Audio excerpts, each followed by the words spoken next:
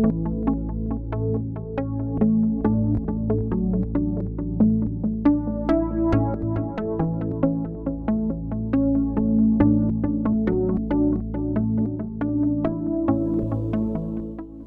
you love yourself, what happens is you don't get selfish, you get self-full. They would jerk, or they would move really fast, or it would get really big, and so I've got a person laying there and I'm just doing some huge dance over them. If it's something that's not going to really support your soul, then it's going to be much more difficult to create.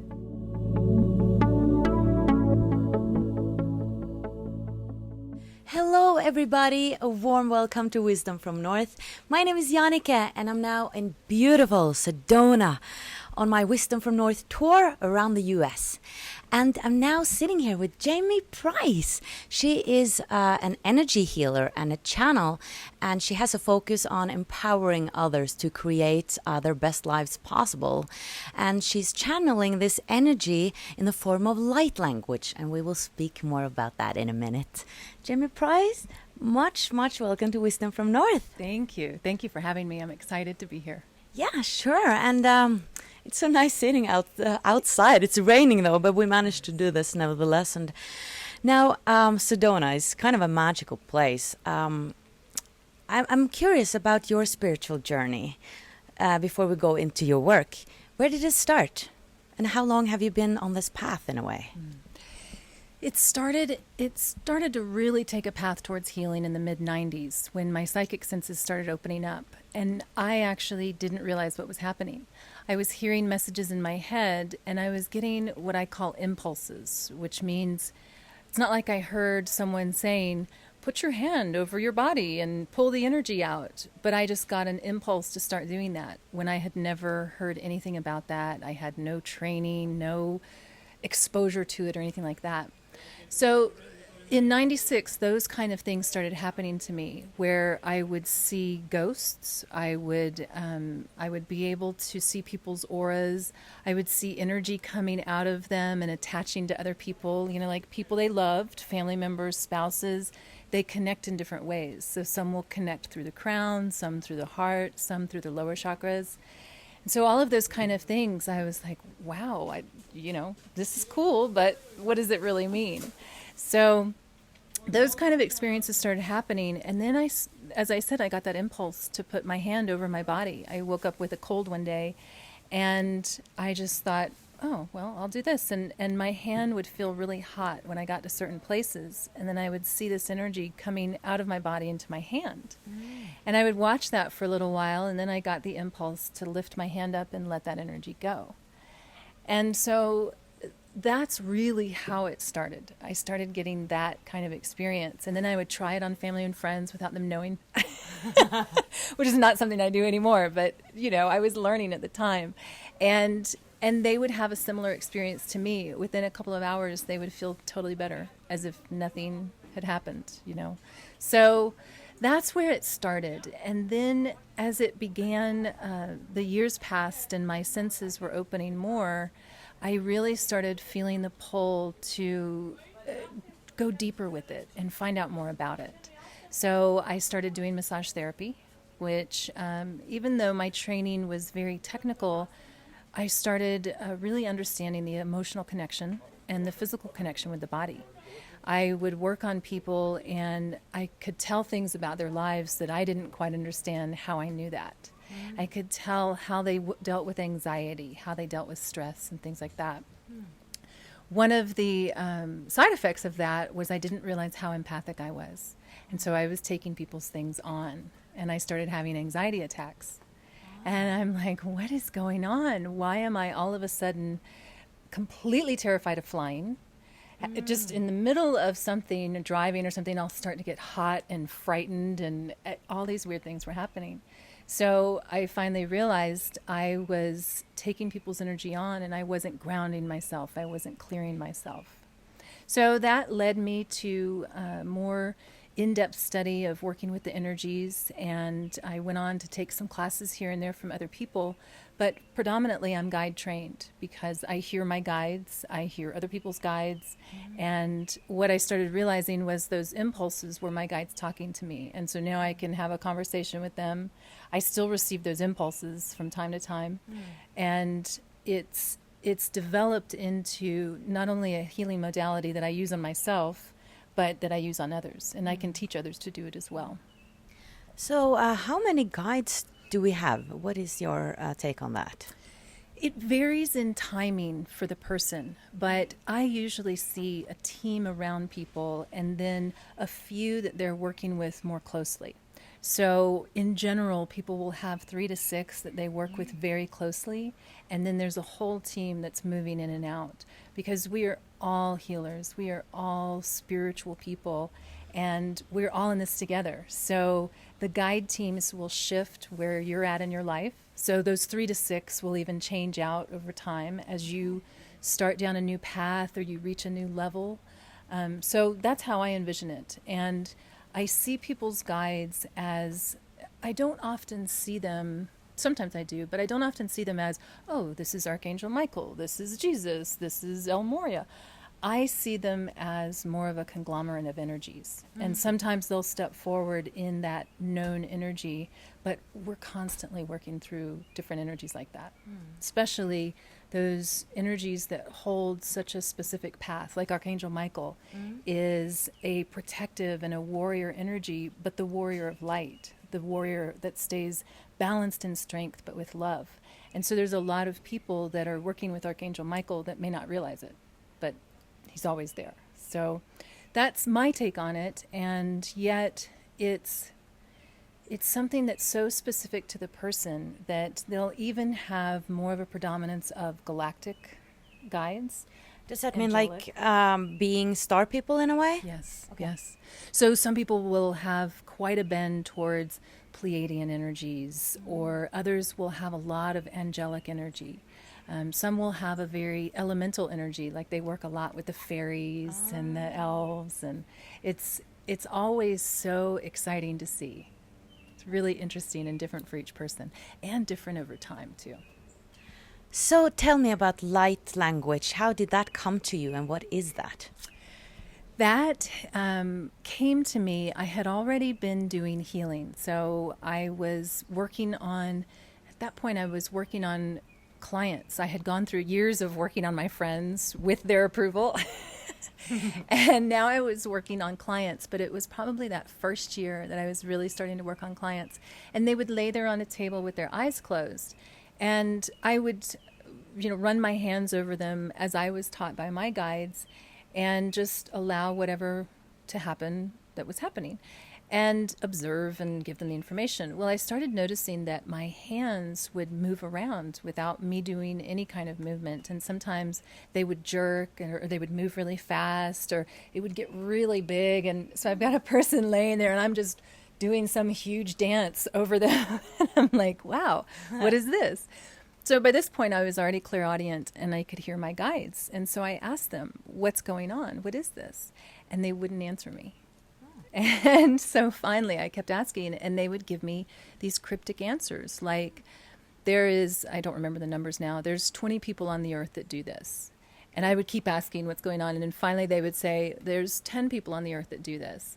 And I would keep asking, and they would say, there's 50 people on the earth that do this.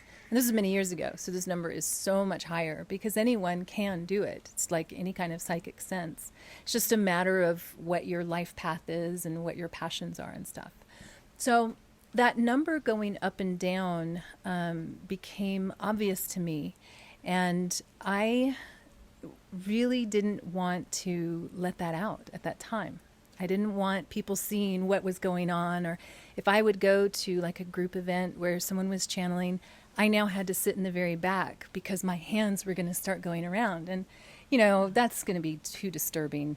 I don't want that kind of attention, and I certainly don't want to interrupt someone's event like that. So I would sit in the back and I would sit on my hands and I would twitch.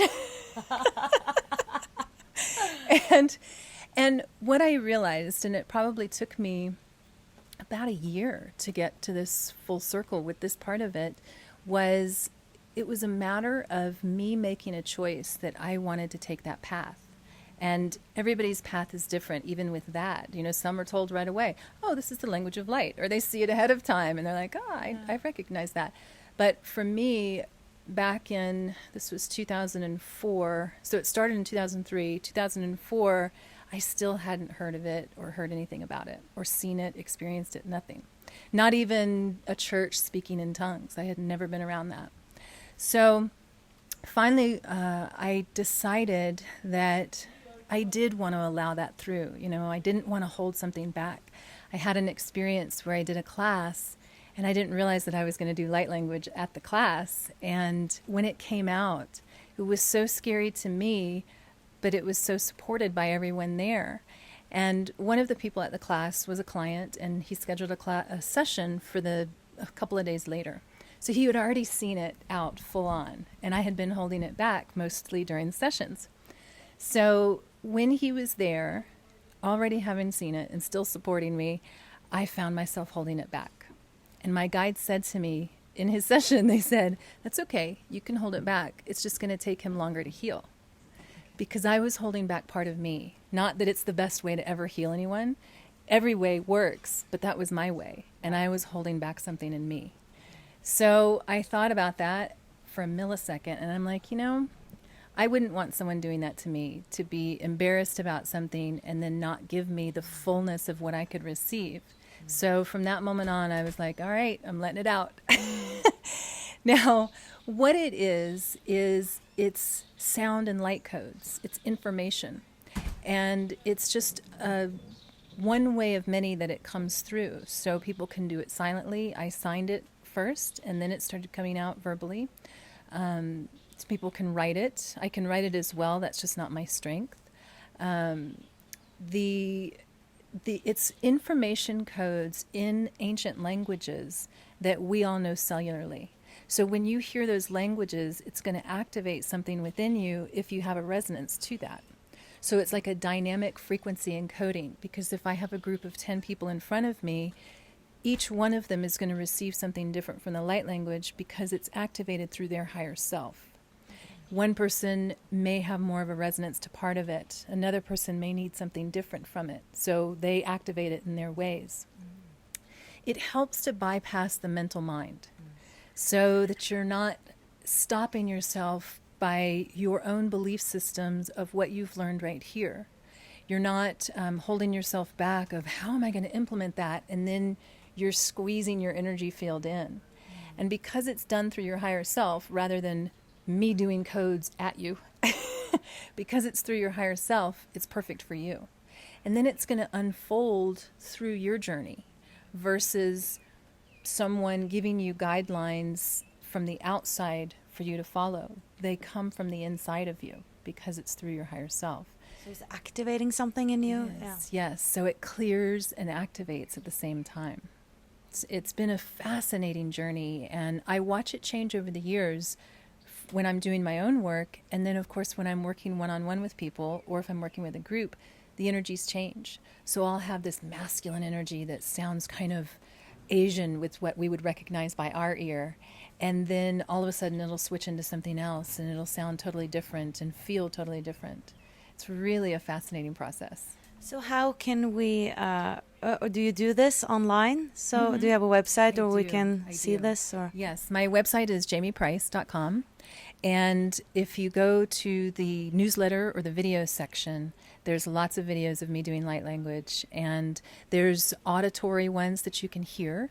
So it's never necessary that you see it. Okay. And actually it even works even if you're not hearing it in the moment, because it's frequency codes that are still adjusting in your field through your higher self. But there's audio programs that you can listen to, so there's a lot there. Great. I've heard of some of, or listened to some of your live blast classes, and they're really, really nice. You were talking about how life is supporting us, and I would love to speak more about that, because there's so many times we feel that life is not supporting us. It's just, the opposite. Oh my goodness, I can never get a boyfriend, or I can never get enough money, and everything is against me. How can we tap into that and feel that life is supporting us? Yes. It takes practice and it takes patience. And I feel really lucky because when I meet people in session, I meet them through their higher self, and I fall so deeply in love, and I see how their soul is cherished and how everything that this person is doing is supported, and the angels are around them, cheering them on and opening doors, quote unquote, for them. And then I come back into regular life and I'm like, why is this not working? Or I have to figure this out. And it's so easy to forget.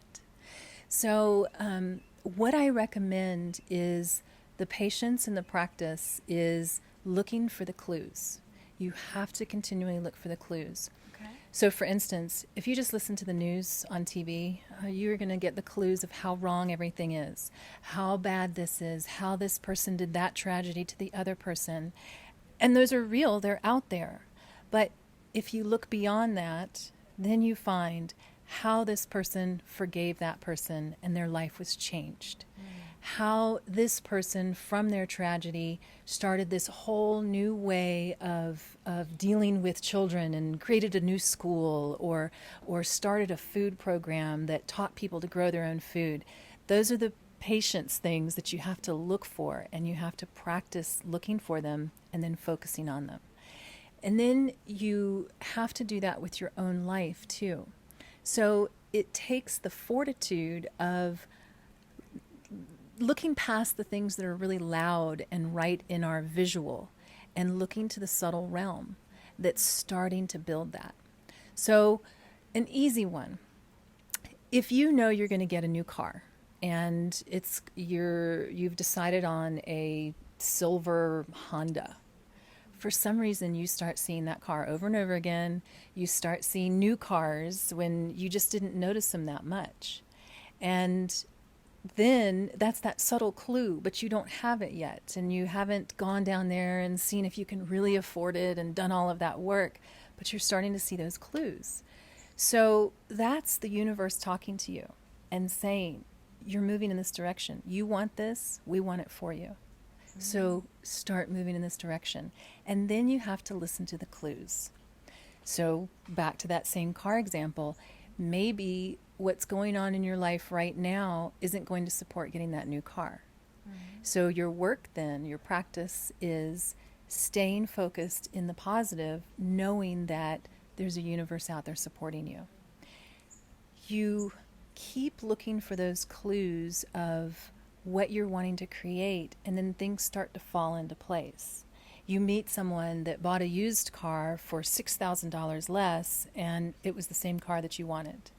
That's another clue. Look in these other avenues.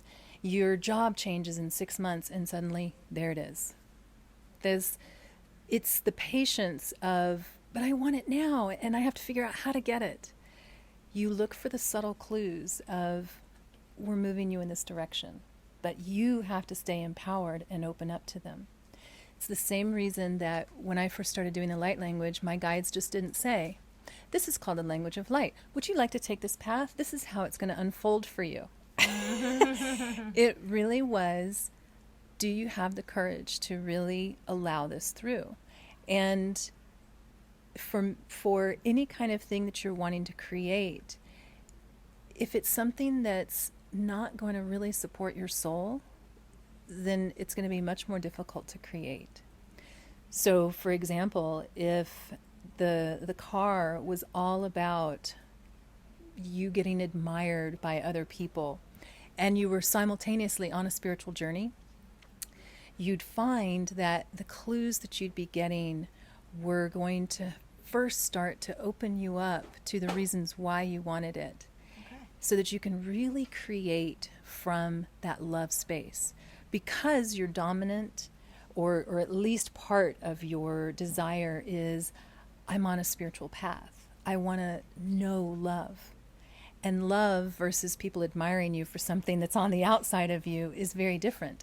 And so you'd be given exercises in your life to help balance those two, not punishments. And that's the thing that throws people off, is you feel like, but I wanted that and I didn't get it. And so clearly they don't love me out there. Yeah. And with that patience, you find that you get everything that you want. It's just a different time frame. And then you find that once you had it, you had already done all this work of, oh, I don't need this for people to admire me. I just want to enjoy life and experience beautiful things and have fun, but it's not about acquiring material possessions. So it all evens out, and it's all for you, not against you. Beautiful. What about the self? What is the self, and why do we need to find it? Yeah, that's a great question. One of the things that we're constantly balancing, you've certainly heard the expression, you're a spiritual being having a physical experience. We're constantly balancing the self and others. The self has gone through this evolution in humanity as being something that's selfish rather than self-full. And what you find with the spiritual journey is you're going to experience everything through the self. Everything, even your compassion for another, is experienced through the self. This is part of the physical structure of being in physical body. So when you love yourself, what happens is you don't get selfish, you get self-full, and it flows over to others. And through that self-love, you then identify the beauty in all the other people around you. It just flows with love. And there's been a disconnect in most societies where they teach you that's selfish, and then, you're taking from others or you're being greedy.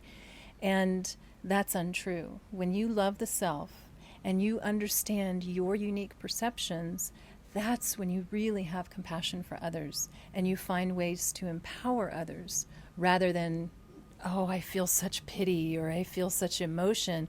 That emotion becomes something that flows between people rather than just at them or from you. So it becomes much more of a sharing, and it takes that empowered self to hold those boundaries so that you know when you're actually helping another or when you're depleting the self for another. And that depleting of the self for another actually ends up disempowering them, because they get to continue a cycle of taking and they don't become empowered themselves. There's always that misunderstanding of the ego being a bad thing. And the ego, when it's in balance, understands clearly, I am Jamie. I can't live your life for you. I can't make your choices. I can't think your thoughts. And I should not be telling you what to think, how to be. You should be discovering that on your own. And if I don't understand that empowerment of myself, I'm not going to see you as empowered either.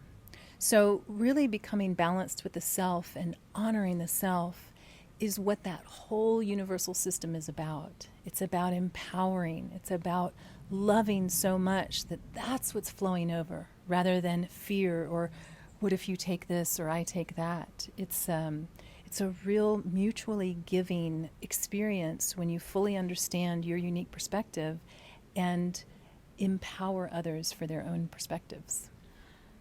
Okay, I like that. In a way, becoming friends with your ego, kind of collaborating with it. Yes, yes. And appreciating that you have a unique perspective. That's what I believe we all are. We're all God in form. We're all bits of the universe in human form. And the beauty is everyone's unique perspective coming into this nice, diverse array of experience. Yeah, and then you talked about in one of your videos as well that truth is truth from a perspective. Mm-hmm. Yes, yes, and it changes. And what's true to one person may not be true to another, but that beauty of them discovering through their truths is the journey of life. And we each do that with each other by empowering ourselves and empowering others to honor their truths, even if we disagree with them, which is a really hard one. No one said this was easy. I know.